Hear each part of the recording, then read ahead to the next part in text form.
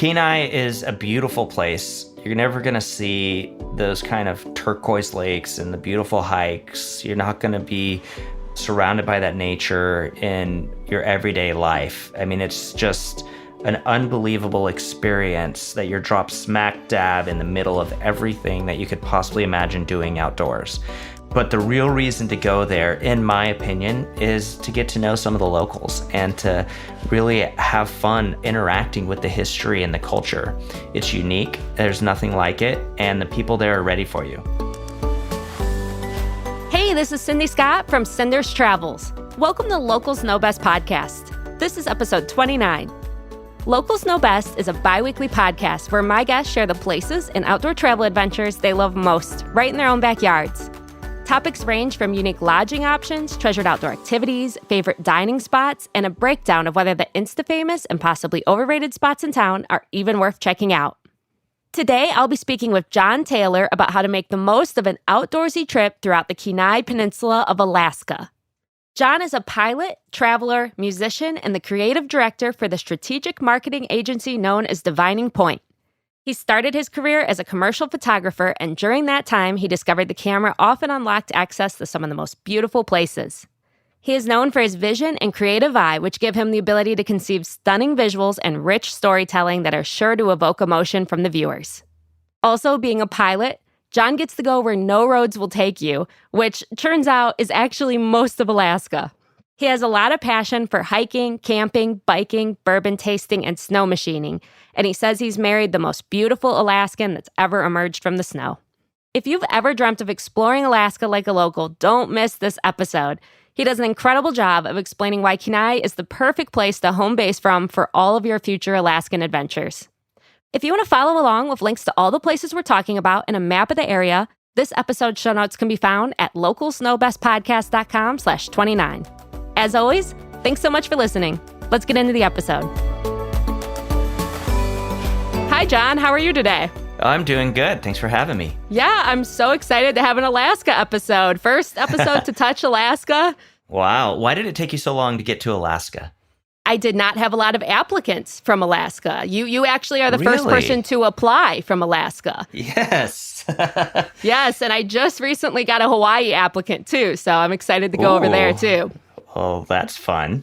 So tell us a little bit about yourself.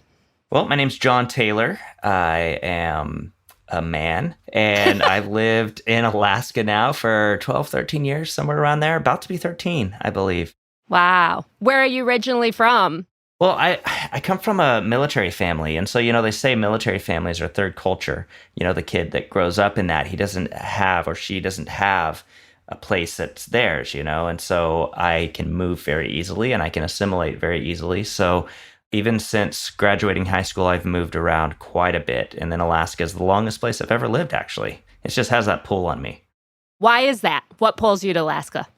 The real draw for Alaska wasn't necessarily the mountains or the bears or the moose or the rivers. It was the people.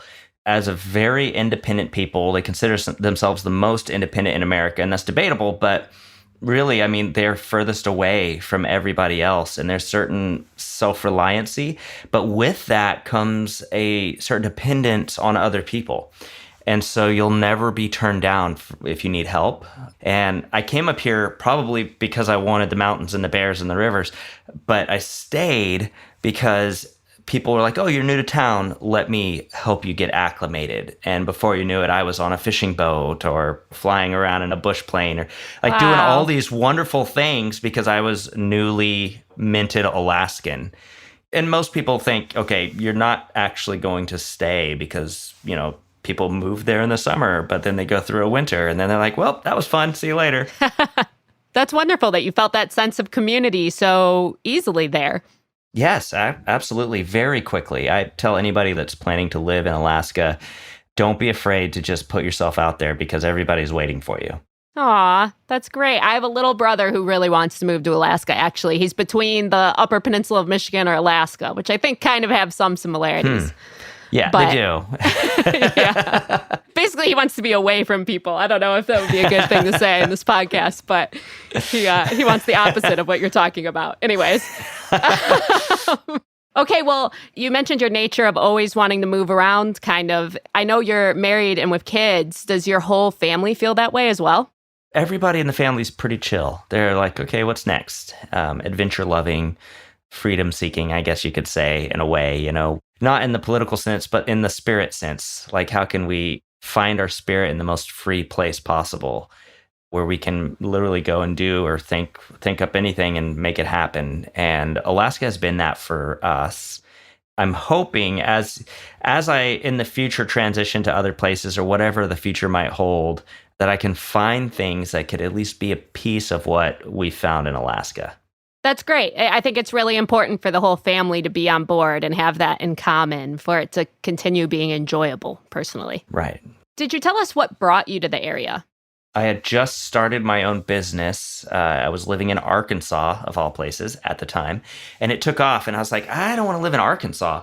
And this business is doing great. So I want to live somewhere that kind of fits where I see myself. And I had been to Alaska previously, and it's so beautiful.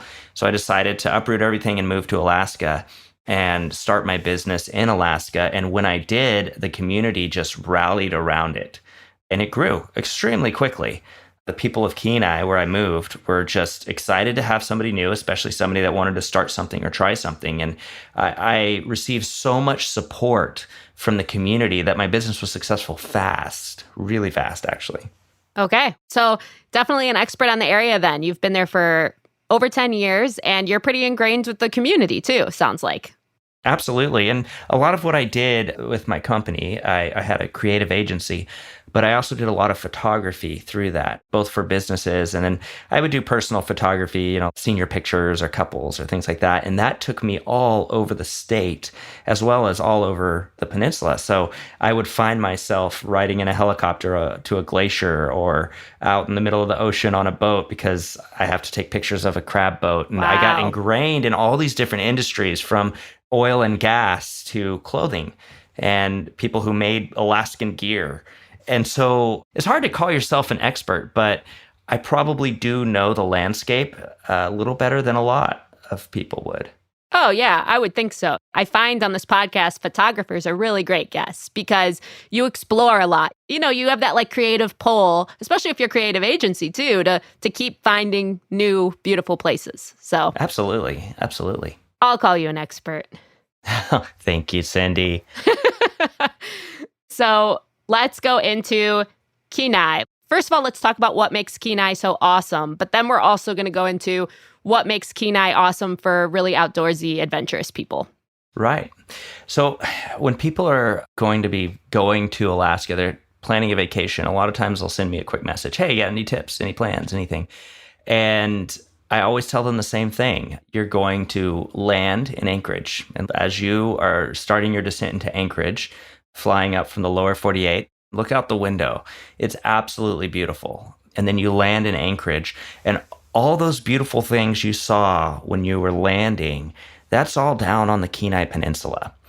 That's where it's at. And a lot of people will go from Anchorage and go north. And while there's nothing wrong with that, you miss out on the majority of Alaska's glaciers, the majority of Alaska's mountain ranges, the most beautiful river in the world, if you ask me, the Kenai River. You miss out on so much by going north and not going south into Kenai.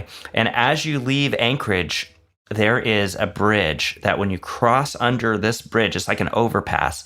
All of a sudden, the Cook Inlet and Turnagain Arm open up before you, and you see mountains everywhere. You see this beautiful inlet of water with the fastest tide, well, I guess the second fastest tide cycle in the world and the highest and lowest tide in the world that are on a 4-hour tide cycle. It's right there happening with the Boar tide when it goes out that people will surf. It's unbelievably gorgeous. And across the way, as you pull out, you see active volcanoes. And Mount Redoubt is the large one, and it is always puffing smoke, and it's just absolutely beautiful. And I say, when you cross that threshold into the Turnagain Arm on your way to the Kenai Peninsula, you've entered the real Alaska, in my opinion. And I'd probably catch a lot of flack from that from my friends in Anchorage and north of there, but I chose the Kenai Peninsula for a reason, and that's because I wanted to be surrounded by the most amazing things that Alaska has to offer. Yeah, why not? I mean, you're there for the beauty. You might as well be in it. Absolutely. Yeah. How populated is it compared to like Anchorage? Right. So Anchorage, being the most populous city in Alaska, is still a suburb of any given city, population-wise, in the lower 48. It's still a pretty small city. When you get down into the Kenai, you've got a peninsula that's about the size of West Virginia. And the city of Kenai itself has about 14,000 people in it. And then next door is Soldotna, and they're kind of sister cities because they're really close by. And then you've got Nikiski, which is kind of where we call that the rural area, where people go that don't want to be around people necessarily and be out in the great wilderness. And then you have Homer, which is the artsy place where all the artists live. And Homer is a lot further. Homer's a little fishing village at the very, very tip of the peninsula, and it's probably one of the coolest places where I vacation. Homer's really cool. So Kenai is really a hub, and then the peninsula itself is all kind of part of what I would consider Kenai. So you've got the city of Kenai, which I love, and that's where I lived. It's where the airport is, and the only place that has an airport with direct flights to Anchorage. It's where you want to start and stay, but there's so much else to be seen. And one thing to say, when you're thinking about Alaska, it's a very big state, right? It's a very, very big state. In fact, if you cut it in half, then Texas would be the third largest state. So it's a massive place. And when we talk about things to do and go and see, you're probably talking about traveling further or traveling in a way you're not used to traveling just to go get something to eat or just to go and hike. It's a large place, and you've got to plan on, okay, I'm going to drive an hour over here because this is a great restaurant. And it's just an hour through the wilderness, and then you're there. And it's kind of the way it is there. And then in the evening, you return home to the hub, to the headquarters, which is the city of Kenai. I just want to piggyback on what you said. That totally true. Me, my husband, and a girlfriend of mine flew up to Anchorage and did a trip for 2 weeks. And we called it for a while the trip of being in the car. We went to Denali, we went to Kenai Fjords, and we spent a lot of time in the car getting between everything. So huge. And also, we came from Texas on that trip, and we had a lot of Texas clothing we were wearing, apparently. And everyone from Alaska loved to like grab us and be like, you're not the biggest state, right? Like, I was like, they needed to make sure us Texans knew what place we were in. That's awesome. It was very funny. And that's very true. If you do wear something Texas, they're going to bring it up. Yeah. And I realized, I'm looking at the map too, you're not that far from Seward either. No, you're not far from Seward at all. And Seward is beautiful, and that's where the Kenai Fjords is. Yeah, we went sea kayaking from there. Beautiful. Oh, very cool. And so when you were mentioning the water, it brought back memories of just how beautiful the water is out there. Oh, that's awesome. Did you see any otters or seals? Yes, we saw otters. So many. Yes, we definitely saw otters, and they were like playing. It was so cute. We saw a lot of waterfalls. Like, I know we kayaked out to waterfalls around the peninsula, around the edge of it. So, yeah, it was beautiful. Yeah, Seward is absolutely gorgeous. One of the things that makes Seward special is that the mountains are extremely, extremely close. You are surrounded. It's like you're in a hole. Deep water, lots and lots of glaciers, lots of wildlife, and mountains right up on you. And they're not little mountains at all. Yeah, no. All the pictures I have from there, they have like this blue tint to it, kind of from the mountains. Like, it's just so bright blue, the world there. Oh, absolutely. Yeah, it is. It's extremely blue. And the water has unique hues to it because it's glacial fed. Yeah. Even the ocean, it's got that glacial mineral deposit in it. So it's a unique color. Yeah, I remember going home and looking at photos, and I've never seen photos look how they came out of that area ever again. You almost don't even need to be a good photographer. You just point your camera in the right direction, right? I mean, it is unique for sure. If you go to the Kenai Peninsula and stay in Seward or stay in Homer, you're going to quickly run out of things to do. Homer's at the very tip. Seward's at the farther end, and it's hours and hours between it. Whereas if you go and stay somewhere central like Kenai, you won't run out of things to do because everything's accessible. So it's the perfect place to start your Alaskan adventure. Let's talk about, for a really outdoorsy person, why should they be coming to Kenai? I mean, I know we already talked about sea kayaking, but what else can we be doing? Well, this all depends on when you're going to start your trip, when you're going to be there, right? And I absolutely love the winter in Alaska, but that's not necessarily going to be everybody's cup of tea. The winter is fun because it's dark all the time. And there's snow on the ground, and there's the northern lights, and there's a lot of beautiful things about the winter. You can go cross-country skiing, snowshoeing. You can go on a snow machine, we call it. I know everywhere else they call it a snowmobile, but in Alaska it's a snow machine. So No you can take way. a snow machine. Yes, don't like I tell everybody going up there in the winter, don't call it a snowmobile. Yeah, I didn't know That's like that. the number one giveaway. I'm telling the secrets here, so that's important to know if you want to fit in. It's a snow machine, and there's lots you can do in the winter, but the winter can be a little brutal sometimes. It can be a little bit cold, and the dark can get to you pretty quickly. So I suggest going in the summer. And the cool thing about the summer is that if you were to plan any given perfect day in Kenai in the summer, that you were going to go hiking or whatever, and I'll get into the activities, your day, actually, if we're talking sun up to sundown, that doesn't necessarily exist. There's not really a lot of dark. There's dusk for a couple hours, so your day can be very long. And it's not uncommon for a visitor to go to Alaska and find that, oh gosh, it's 2 a.m. and I'm still out hiking and I didn't realize how quickly time went by. Yeah. If you're going to Kenai in the summer, Kenai has so much to offer. I like to fish. I like fishing. It's a lot of fun. And in Alaska, it's very abundant. I did not like fishing until I got to Alaska. It's different. It's different in Alaska, and it can easily take up an entire day. I am a pilot, and I very much enjoy the fact that from Kenai, I can jump on a plane and go so many places. So let's just pretend you're not with me. Then I would say start your day fishing across the inlet. This is in the actual bush. There's no roads, there's no houses, nobody lives there, but wild animals. And you can head on over to Kenai Aviation and say, hey, let's go fishing in the morning. And they'll take off, whatever time, because it gets bright out about 4 a.m. And so you can take off on a float plane, land, and spend the day fishing in the most beautiful, pristine wilderness, catching fish that have never seen civilization. And it's easy to spend all day doing that, but that would be a great way to start your morning. It takes about 30 minutes to get over there and 30 minutes to get back, and you can spend a couple hours fishing, and it's wonderful. And that is the quintessential Alaskan experience right there.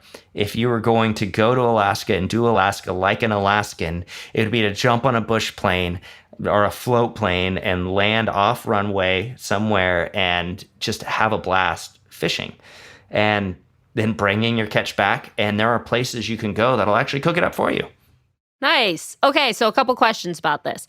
How do we go about getting one of these planes or doing this? If you're in Kenai, I would call up Kenai Aviation. There are a lot of people that do this. Alaska West Air is another one. Kenai Aviation's great. I actually fly with them when I'm there. They will, for a very affordable price, hook you up, take you over there, take you fishing, and bring you back. And what's really cool, most people don't realize you could do this, and this is kind of a secret that we're letting out, that's something you can really do. You go there and say, hey, I want to go fishing, but I want to fly the plane. Whoa. And you get to fly the plane. In fact, you sit in the left seat. Yep, 100%. As a certified flight instructor gets in the right seat and lets you fly, you get to take off down the runway. You get to fly over to where you're going, and they'll probably land it for you. But you just, you just flew a plane. And that's amazing. It's a bucket list thing to do. It costs no more than just paying to get the tour in the first place. I mean, you can do one of these kind of trips for like $150, not to go fishing because that's pretty far out, but for $150, you can go and fly a plane yourself and see Alaska the best way to see it. It is the most fun thing you can do.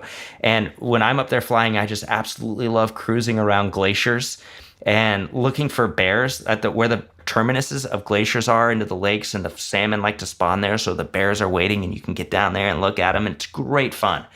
That's number one on my recommendation list is go and take a flight and actually fly the plane yourself.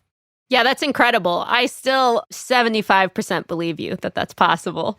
But no, I believe you. I believe you. That's great, though. We definitely didn't do that when we went. We just rented a car to get around. And so I did want to ask, compared to, so there's the typical ways that you think of experiencing Alaska, right? On a cruise or a boat, plane, car. Which of these options are best in your experience?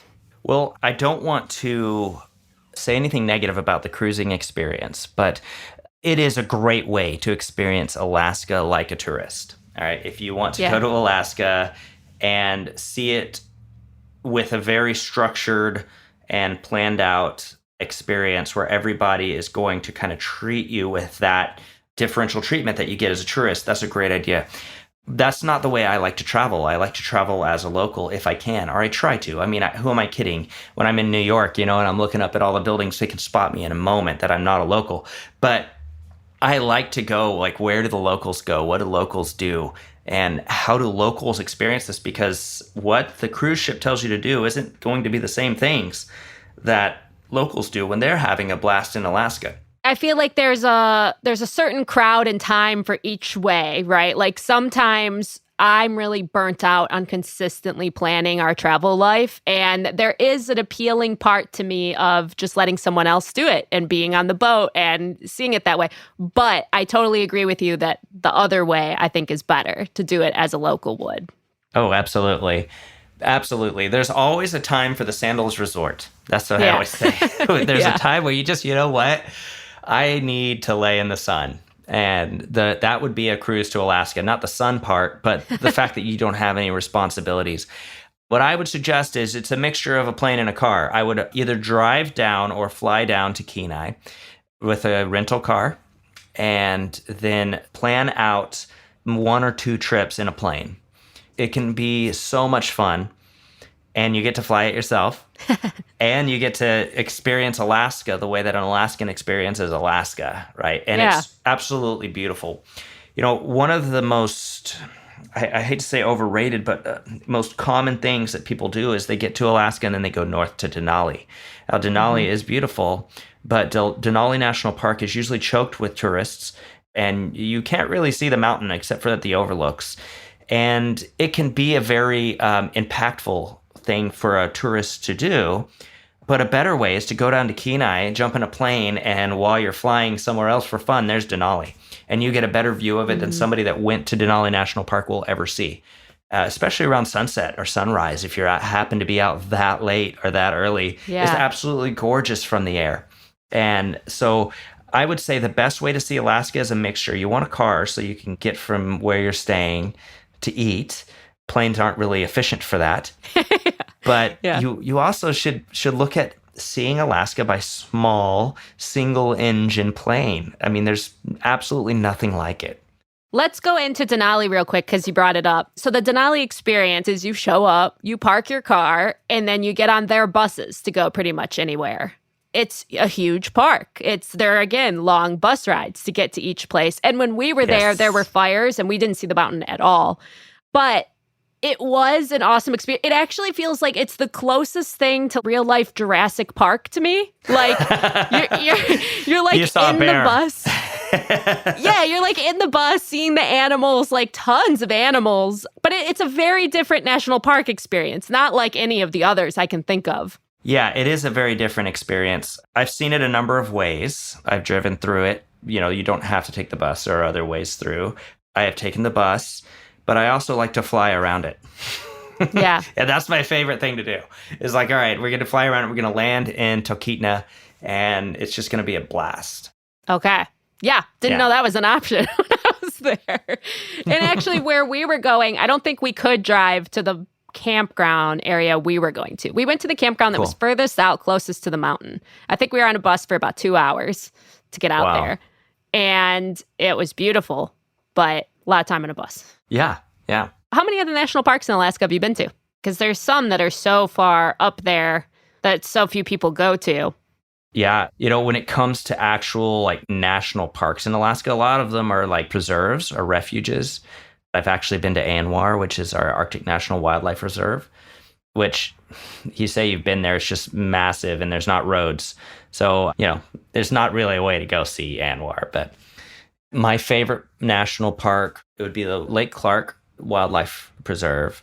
And it's unbelievable, absolutely unbelievably gorgeous. Probably the most beautiful place I've ever been in my life. I don't know if you have time for a quick story, but I'll tell the story from your perspective. Imagine you've landed in Kenai and you wake up, say you're staying at the Cannery Lodge, which is highly recommended that you do. And they have their own little airstrip there, and you get out, wake up, and then a plane comes and picks you up, and then you fly across the inlet. And you're looking down, it's just beautiful. You'll see all kinds of things as you cross. I've seen whales while crossing over the inlet in a plane. Wow. And then you come up to Mount Redoubt, which is just massive. And you're going to go through these passes where the mountains rise on either side of you. And there's in one of the passes called Lake Clark Pass, there's a part called the Narrows, where it's only about a mile wide. And you're just surrounded by mountains that are just right there. And glaciers are just terminating right into this pass. It's just I think I counted 9 glaciers as you're going by. It is, there's bears and the river at the bottom. And then you come out to Lake Clark, and I have been to the Andes in Peru. I've traveled, and I have never seen anything like Lake Clark. It's just absolutely stunning. It's unbelievable. And so how far would it take to get to Lake Clark from Kenai? Well, you have to fly there. I would say about 2 hours. And once you're there, there's no roads. But there is a town called Port Allsworth, a very interesting town with its history being that the Allsworth family wanted to kind of build a Christian Mecca of sorts. And now it's grown into quite a wonderful little community, really, even though it had that, I would say some would view as strange beginning. And they've got 2 runways for this tiny little town, and everyone lives around the runways. And there's no roads in, no roads out, and it's just this beautiful place. And there's lodges there that you can stay at. There's this massive river. There's the Tenalian Falls right there, and there's always bears at Tenalian Falls. They're just always there, and it's just one of the most amazing places. In fact, I've got a lot of pictures from Alaska, but the only one that I blew up and made massive and hung on my wall was a picture from Lake Clark National Park, because I just could not believe that this place exists. It's just gorgeous. And so how long to get there? I would say about 2 hours. All right. That was like a separate little mini day somewhere else in our podcast that we'll share. Is. But let's go back to Kenai for a little bit. And so our perfect day, we started it off doing the fishing trip, which is amazing. Where did we wake up from? Where do you recommend staying in Kenai? What are our options? There are some really cool options in Kenai, but I think far and away the best option is the Cannery Lodge. It was originally the Libby Mills Cannery, and a very, I would say, adventurous man bought it and has tried his hardest to keep the original structures there. These structures are 150 years old. And not only was it originally the Libby Mills Cannery, but before that, it was the original site of inhabitants for the Salamatov and the Dena'ina and the Kenaitze Indian tribes. They had their first villages right there where this place is. And it's just steeped in history. It's probably one of the most luxurious places you can stay. You'll be right at the mouth of the river on the tidewaters. You'll see fishing boats coming and going, and they have their own boat dock. They have their own helipad. They have their own runway. They've got their beach right on the ocean. Right there, you can look out and see all these volcanoes just spread out before you, 60 miles across the inlet.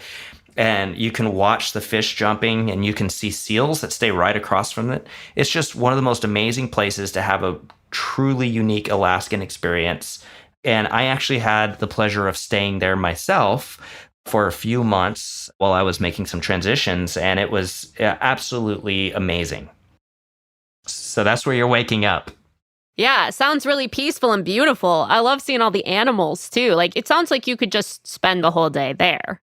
Yes, you don't actually need to leave the cannery if you're there. He's even got trails there and like 4-wheelers, and anything you want to do, you could do from right there. But I would suggest using it as a place to wake up. Yeah. Okay. What is a great place to grab coffee or breakfast or anything like that? Maybe the cannery, it sounds like, but are there other options? The cannery has some great food and they've got a great chef, but I would recommend, even better than that, would be to leave the cannery and head in town to this place called Louis. And Louis is absolutely the most delicious restaurant in Kenai by far. It is consistent, first of all. That's one of the things that's most important to me, is that every time I go there, I'm going to get something good. And no matter what I order, it's going to be good. And it's one of the oldest restaurants in Kenai. It's beautiful inside. If you like taxidermy, I like my animals alive, but I don't mind taxidermy. So like you're surrounded by the most taxidermy you've ever seen, all the record fish and bears and everything caught in that area. But you're in Alaska, so you got to know this is part of just surviving there, So like, hey, I caught this fish to feed my family, but it's so big, I need to taxidermy it. And so that's definitely the place to go for breakfast. And you can order a seafood breakfast there. I mean, you're in Alaska. Seafood is unbelievable in Alaska. Yeah, that's what I was going to ask you. What should we order? What is like something we should make sure we get? I can tell you what not to order. Oh, okay. Seafood is what you need to order. Alaska doesn't have really any cows. So just keep that in mind. Okay. When you're ordering food, just like, okay, this beef came from somewhere.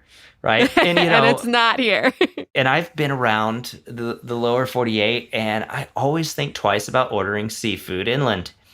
And honestly, the cold waters of the Gulf of Alaska produce the most delicious fish. When salmon hit the river there, the rivers are extremely long and they're going to spawn. And once they hit the rivers, they don't eat again. So they have to have all this fat on them before they hit the river. So they eat up and they get themselves all fattened up, and then they hit the river, and then you catch them and they fry in their own fat. And it's just absolutely, that sounds gross, but just trust me, it's absolutely delicious. Yeah, no, it sounds delicious. Someone we were with in Alaska did order a burger. And I remember the waitress being like, "Are you sure?" Like kind of that. Like I remember being like, "Why would you want to get a burger? You're in Alaska." So it just makes sense what you're saying. Yeah, why would you do that? From my experience, that was the truth as well. So usually in the structure of this podcast, we kind of go through like how to have a perfect day. But your area is so unique because it feels like the pace is a lot slower. And it's kind of like what you were talking about how you go do one big activity. That's kind of where you are away for the day. And then you come back at the end of the day. Am I correct in assuming that? That is extremely correct. But why don't we pretend like you have infinite energy and can take advantage of the amount of daylight you have? Because if you were going to do that, you'd wake up at the Cannery Lodge and then you'd fly across the inlet and fish all morning. And then you would fly back, unload your fish, give it to a chef or whatever you're going to do, get it packed up at Custom Seafoods. And then you jump on another plane, or you can drive, because it's on the road system, to Cooper Landing. And you start the most intense 1.5 mile hike you have ever done in your life. Okay, yeah, let's go into that. You start the Skyline Summit Trail hike, and it's 1.5 miles to the top. But in that 1.5 miles, you're going to gain 2,135 feet of elevation. Whoa. It is unbelievable. It is intense. I have taken a lot of people on that hike that didn't make it to the top. Really? I mean, they didn't die, but they we went down because downhill's a lot easier. Yeah, I'm the worst tour guide ever because you will probably die. But it's a very intense hike. But if you make it to the top, I had a friend do it last week, and now, even right now, there's snow right as you get about 3/4 of the way up, and they had to turn around. So they couldn't even summit. But I've done it in the snow before. You just need to come prepared for that. And at the top, in the summer, there should be no snow. It'll be quite a bit cooler. You'll be able to see in every direction for miles and miles. You will be surrounded by mountains in Cooper Landing. You'll see the Cook Inlet, the Turnagain Arm. If it's a really clear day, you'll even see St. Augustine, which is a active volcano that's just literally a island in the middle of the inlet. And they're all puffing smoke, and it's just absolutely breathtaking. And you will see as far away as Denali. You can see everything from that one skyline summit, and it's just absolutely worth the sore muscles and fatigue that you're going to feel afterwards. So let's pretend you have enough energy to do everything. Then, yeah, you're going to start out fishing, and then you're going to go to Cooper Landing and hike that hike. And the real thing you're going to be seeing is miles and miles of endless wilderness. There's nothing like actually summiting a legitimate mountain. And it's only a 1.5 mile hike up. Sounds beautiful. Sounds great. Yeah. And there's a cash box at the top, and you can write down something in it or bring something to leave. And it's just it's an experience. Oh, no way. I love when there's the boxes up at the top. So, do you want to continue the perfect day? Yeah, okay. So usually I have a better judge of like when it's reasonable to eat lunch or do like a next activity. But because of the massive distance between these things, I think I'm just going to let you kind of guide it if you're okay with that.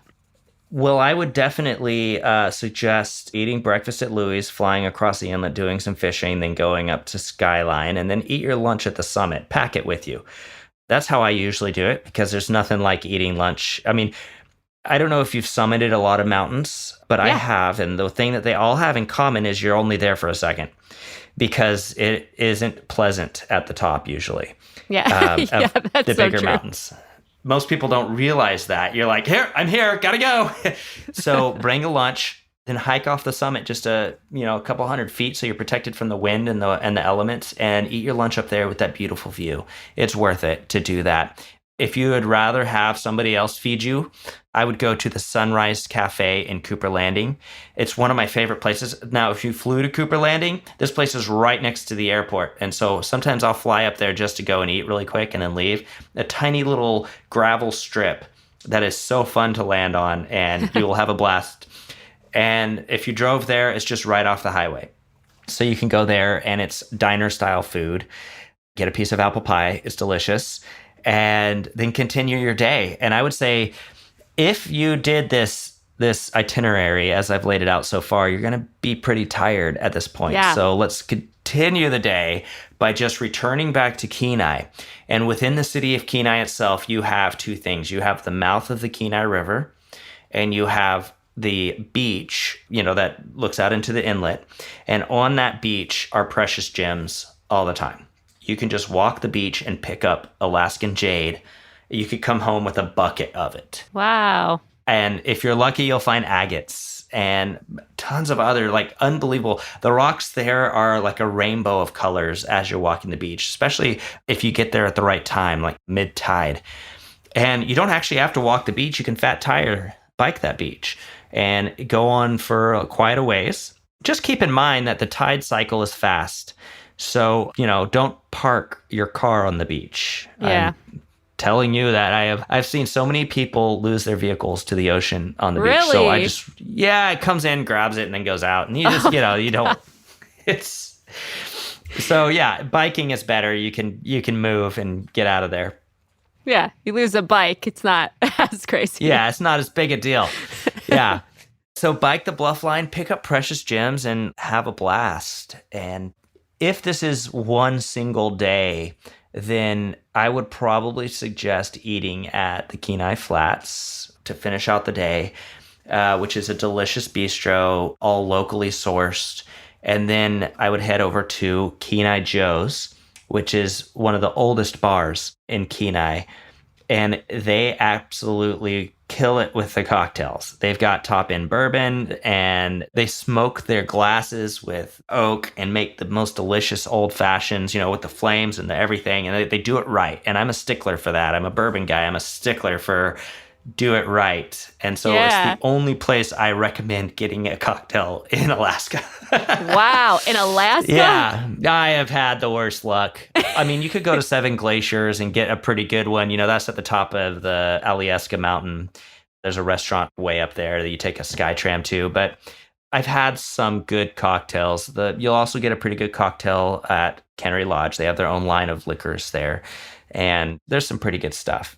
But if you'll indulge me for just half a second, I would like to suggest, let's just pretend that you have a lot of energy and a lot of time left in your day. There is a restaurant that I would be amiss if I didn't mention it. Okay, yeah, of course. Homer, Alaska. It's absolutely the best place to go to get seafood. It's a fishing village. It's where all the fishing boats and crab boats come in and out of. And so if you're in Homer, Alaska, they say, everyone says go to Captain Patty's. And that's true. They have some of the best seafood, but you're not a foodie. Am I right? You're not a foodie. You're an experienced person. And if you're an experienced person, then there's another restaurant you need to know about. It's called the Sultry. And you get down to Homer, and there is an island that's kind of across the way called Islamandov Island. The only way to get there is by boat. Whoa. And there is a restaurant over there that is absolutely unbelievable, tucked into this little cove where you're eating outside, away from everything. I mean, it's just absolutely delicious. And honestly, you're not going there for the food. You're going there for the experience. It's amazing. And I can't think of very many places in the world where the only way to get to a restaurant is by boat. No, I can't either. I'm trying to find this on a map. I found The it. Sultry? Yeah. And Halibut Cove? Oh, it's unbelievable. Wow. Okay, so you're looking at it on a map. Amazing. What are your impressions? Oh, well, I just wanted to see where it was from, across from Homer. The Sultry sounds amazing. That sounds like a great experience. I think that might be the best recommended dinner I've ever had on here for me, because you're totally right. People talk about all the food and I'm like, oh yeah, that sounds good. And I'm totally the person that just goes and like just gets food to survive and continues on. So this sounds amazing. Yeah, I wasn't going to bring up the Sultry, but talking with you a little bit and kind of getting to know you, that, you know, you're not a foodie, but you do like experience. I'm like, oh my gosh, I have the perfect restaurant for you. You've got to go there. Yeah. And a lot of people who listen are foodies too. So I appreciate the other recommendations as well. Absolutely. Okay. Well, I think we've pretty much wrapped up our day. Is there anything else you wanted to share with us about Kenai? Yeah. You have to be careful in July if you're going to be going in July. The reason it's the best time to go is you have the longest days and you have the fish are running big time, especially late July. But you also have to be careful because when 200,000 plus salmon hit the river all in one day, and these are like the sockeye salmon, they do this thing called dip netting, which only locals can do after they've lived there for a consecutive year. And so all the people from Anchorage and beyond come to Kenai for the best fish, and they stand there and they pull out, 60 plus fish with these big nets just standing on the beach. And there'll be like 4 or 5 people deep, and it's just this circus of people, and good luck getting anywhere or enjoying the beach or enjoying it. So make sure that when you're there, it doesn't fall at the same time as dip netting. Okay. Yeah, no, that's a great tip. But when is that? Is that like something we can Google or figure out when that is? No, there's no way for you to know because because you just don't know when those fish are going to hit. They can kind of guess, but it's usually sometime late July. Okay. Yeah. So early July. They use seismograph, because that's 200,000 plus fish. I think it was 270,000 fish this last year that hit on the same day. And when you have that massive fish hitting one river, it creates kind of like a seismic activity in the water, and they can hear them coming. And so then they're like, hey, dip netting's going to open in a week. And then that's when you kind of know it's happening. I don't actually know the science all that goes into it. I've seen people catching fish, and like the catchers are out there counting them and stuff, but there's definitely no way to accurately predict. But just go early July or go ahead and go in June. You still get all the great things. You still have fish running. You get the late runs, you get the silvers. It's a good time to go. Okay. So we came to Alaska. We obviously have to show everyone on Instagram that we went to Alaska. And you're a photographer, so you know awesome spots. So where did the best Instagram pictures come from? Right. Kenai is built on a bluff, right? And there's a place called Old Town Kenai, which is where the city of Kenai originally began. And there are buildings there from the 1800s that have survived from back before it was a state, back when it was Russian. And there is a church on that bluff. So you can go and selfie at the bluff line, seeing the ocean and the mountains and everything behind you. And then you could head over and get a picture both in front of and inside the Holy Ascension Russian Orthodox Church.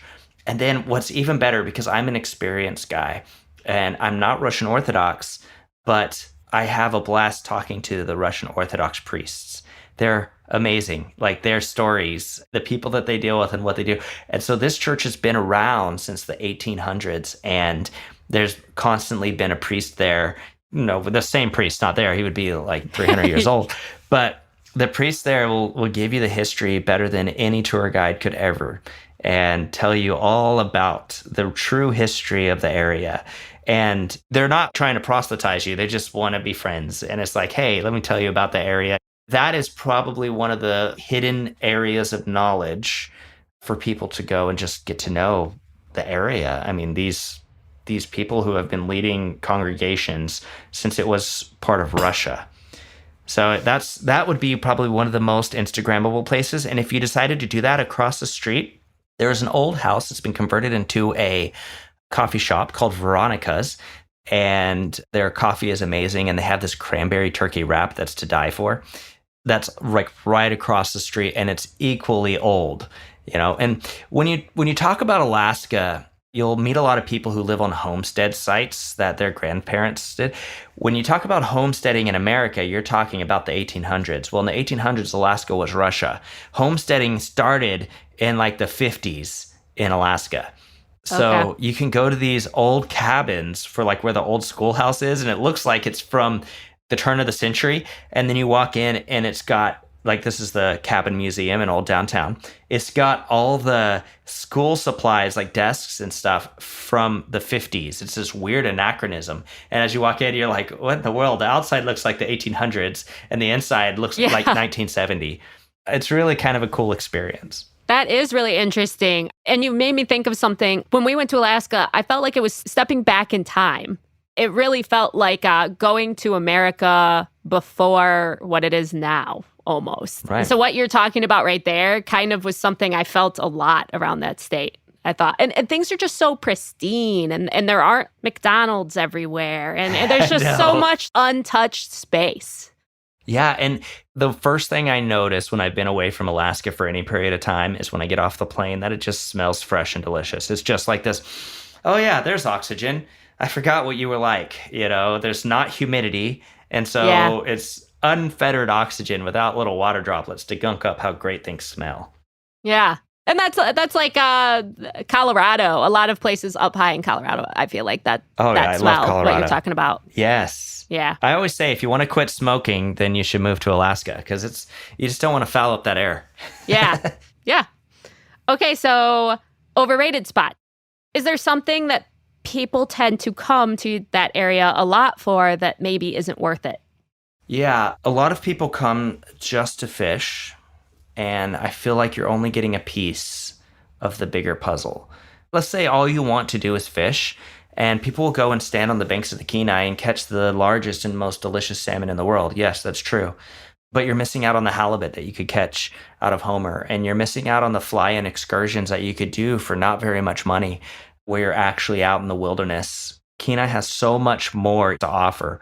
Why not try kayaking the fjords or fat tire biking the beach? Or there's so many hikes and so many trails. It's just, I haven't even probably done even a 16th of the trails. There's so many. And if you can plan ahead, you can book a cabin on these trails. And you can hike 7-8 miles and then you find your cabin, and then hike another 6 miles the next day to another cabin, and then another. And these are all maintained by the Forest Service, and they're amazing cabins that you can do. Like, there's so many experiences that Alaska has to offer, but a lot of people go and do one thing, and that's fish. And I understand you like to fish, but you got to diversify. There's so much more here. You mentioned hikes, and like there's so many. Maybe could you give us like your second and third favorites?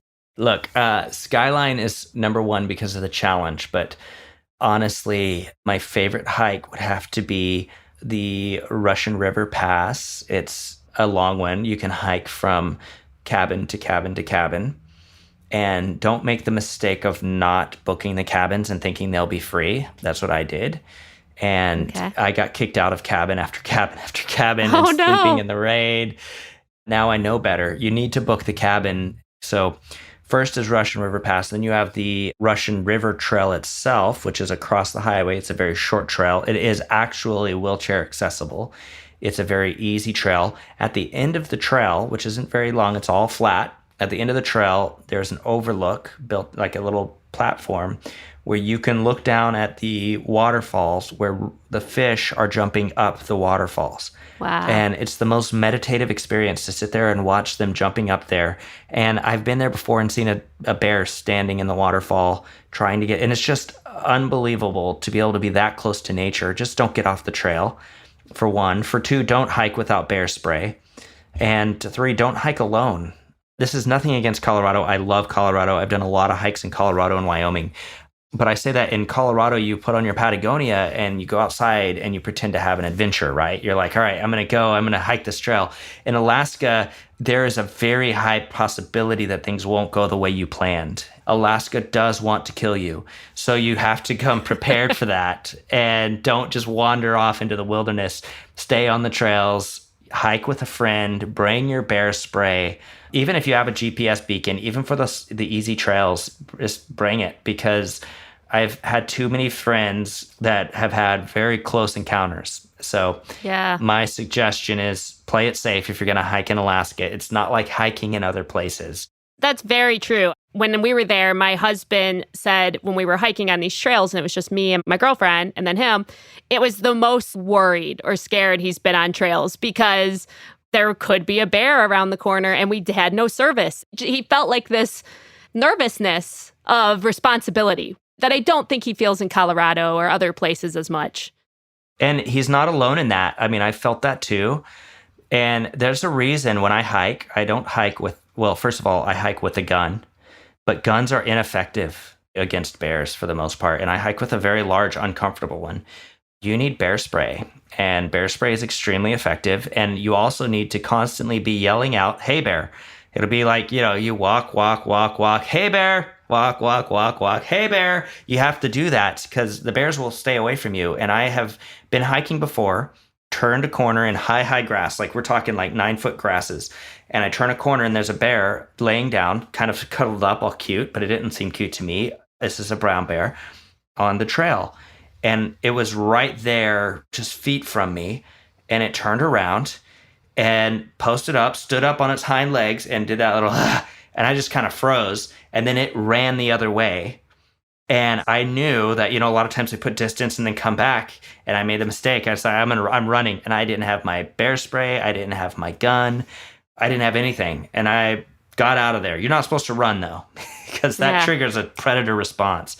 And even more dangerous than bears are moose, specifically female moose with cubs. And they're everywhere. They'll be in your front yard.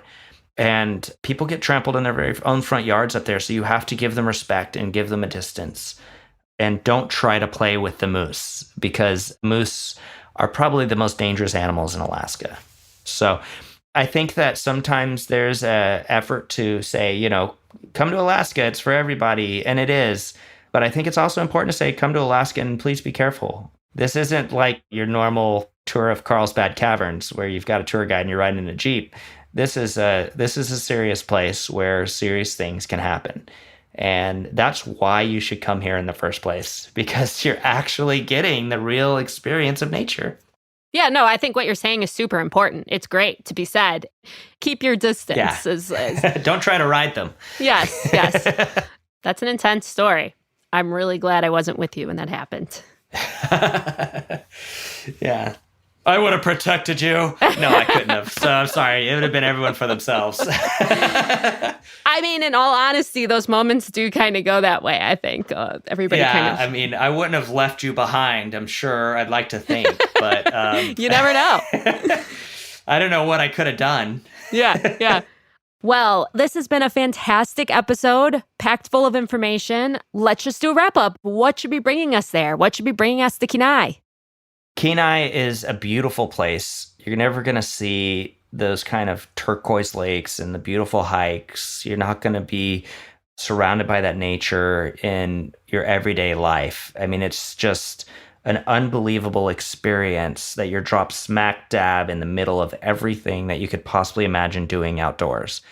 But the real reason to go there, in my opinion, is to get to know some of the locals and to really have fun interacting with the history and the culture. It's unique. There's nothing like it. And the people there are ready for you. I always tell everyone who comes here, respect the customs of Alaska. Take your shoes off when you enter a building. It's like Japan. You can't wear your shoes inside a house. And like you learn what you need to do and then respect it. And they will bring you in like you would not believe. Before you know it, you'll be having fresh cooked salmon on the back deck of an Alaskan fisherman's home. And I'm telling you, there's no restaurant that can compete with that. I didn't know about the shoe thing. That's an Alaskan tradition? Yeah, it's because Alaska is wild and dirty. Yeah. And so, you take your shoes off. Otherwise, people could never keep their houses clean. Got it. I've Makes only sense. been to a few houses where they're like, I'll leave your shoes on. Like, okay. Yeah. You're like, gross, but all right. How do we find out more about you, Jon? Okay, well, you can find me personally on Instagram at Artistic Puppy. Or if you really want to find out more about Kenai, I would go to the website ilovekenai.com. And that's kind of a cool place to be a jumping off point for what's happening in Kenai. Perfect. Well, thank you so much for joining me today. This was a lot of fun. I hope I asked you everything. I feel like we talked a ton, and I still probably will think of 40 more questions. Such an interesting place. It is an interesting place, and you're a very interesting person. So it's been a very fun discussion. So thank you. Yeah, thanks so much. Thanks so much for tuning in.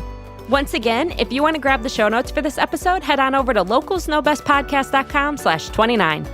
If you enjoyed this episode, I'd love if you'd leave a review in Apple Podcasts and let me know what your favorite part was. Make sure to check out the Instagram post for this episode over at Locals Know Best Podcast, and please feel free to share the episode with your favorite travel buddy. Thanks so much. Catch you next time on Locals Know Best.